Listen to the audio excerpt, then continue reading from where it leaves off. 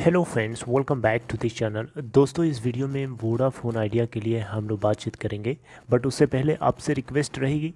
पहली रिक्वेस्ट कि अगर आप चैनल को फर्स्ट टाइम देख रहे हैं, प्लीज़ सब्सक्राइब करके बेल आइकन को हिट कर लीजिए। और दूसरी रिक्वेस्ट, अगर आप डीमेट या ट्रेडिंग अकाउंट ओपन कराना चाहते हैं, डिस्क्रिप्शन बॉक्स में लिंक दिया गया है। दोस्तों, वोडाफोन आइडिया का stock price previous trading session में 14 मार्च को 10.35 पे ओपन हुआ, 10.15 का लो और 10.55 का हाई 10.20 के ऊपर बंद हुआ, जिसके करस्पॉन्डिंग 29,310 करोड़ रुपए इसकी मार्केट कैपिटलाइजेशन है। टोटल वॉल्यूम अगर आप देखें तो लास्ट ट्रेडिंग सेशन में एनएससी के ऊपर 14 करोड़ 53,45,741 ट्रेड हुआ।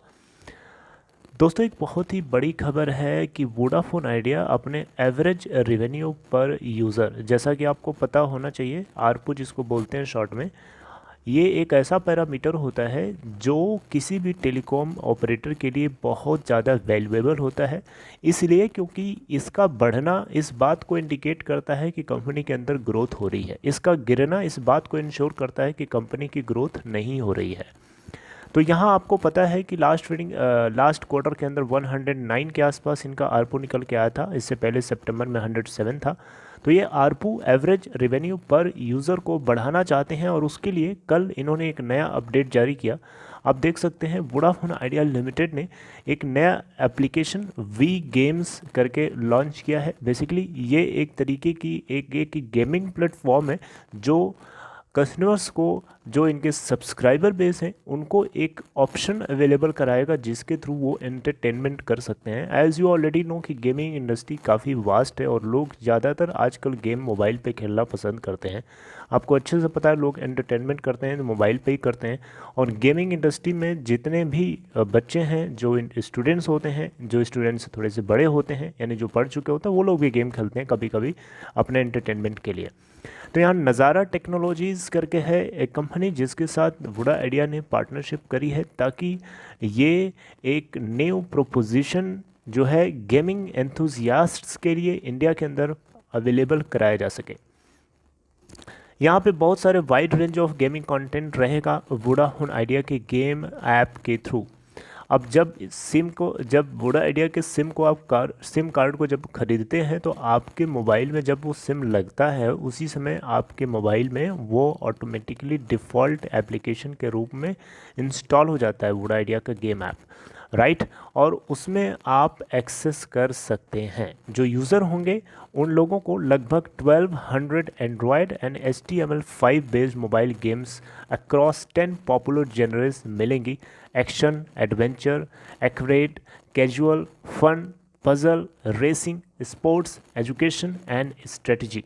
इस तरीके के 10 डिफरेंट पॉपुलर जनरेस में आपको गेम्स यहाँ पे एक्सेस करने का मौका मिलने वाला है।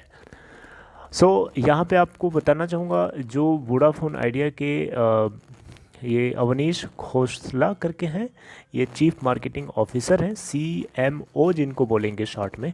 इन्होंने कहा कि जो 4G अवेलेबिलिटी है और जो स्मार्टफोन का पेनिट्रेशन रहा है पिछले कुछ सालों में या कुछ महीनों में या कुछ सालों में, कहना ज़्यादा सही होगा, सम ईयर्स में, वो काफ़ी ज़्यादा मेट्योरिक ग्रोथ लेके आया है गेमिंग कंटेंट के लिए, गेमिंग एडॉप्शन के लिए।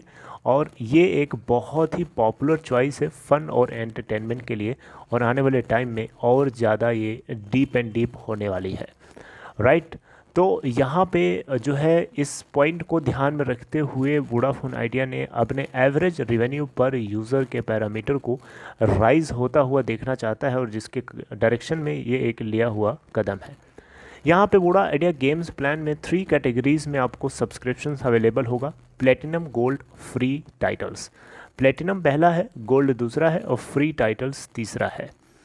गोल्ड कैटेगरी जो होगी वो सबसे ज़्यादा लाइब्रेरी होगी, इसके अंदर लगभग 30 गेम्स आपको ऑफर करी जाएंगी at ₹50 for post paid and 56 for pre paid.